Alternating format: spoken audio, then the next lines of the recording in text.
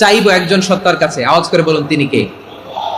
একজন সত্তার কাছে চাইবে। বিশ্বনবী ওনার চাচাতো ভাই আব্দুল্লাহ ইবনে আব্বাস রাদিয়াল্লাহু তাআলা আনহুকে বললেন, ইয়া আব্দুল্লাহ ইবনুল আব্বাস, হে আব্দুল্লাহ ইবনে আব্বাস, ইদা সাআলতা ফাসআলিল্লাহ, যখন চাইবে আল্লাহর কাছে যাও। ও আব্দুল্লাহ, যখন চাইবা আল্লাহর কাছে চাও।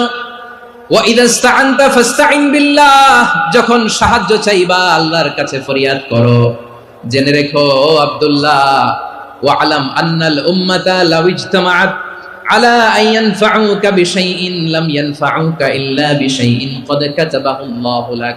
ও আব্দুল্লাহ, জেনে রেখো, মনে রেখো, গোটা বিশ্বের সবাই মিলে যদি তোমার উপকার করতে চায় ততটুকুই তারা করতে পারবে যতটুকু আল্লাহ তোমার নসিবে সেটা লিখে রেখেছে। ঠিক কিনা বলেন? আর যদি গোটা বিশ্বের সবাই মিলে তোমার বিরুদ্ধে কনস্পাইরেসি করে, ষড়যন্ত্র করে, গোটা বিশ্বের সবাই মিলেও যদি তোমার ক্ষতি করতে চায় ততটুকুই শুধু পারবে যেটা আল্লাহ তোমার জন্য বরাদ্দ রেখেছে।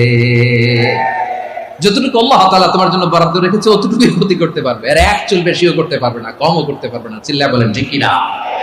এজন্য আমরা চাইবো কার কাছে?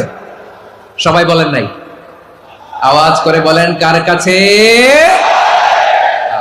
সব সময় আমরা আল্লাহর কাছে চাইবো, বিপদে আপদে, সুখে দুঃখে, সচ্ছল অবস্থায় অসচ্ছল অবস্থায়, পরাজয়ের সময় বিজয়ের সময়, সব সময় আমরা ভরসা রাখবো কার উপর? সবাই বলুন।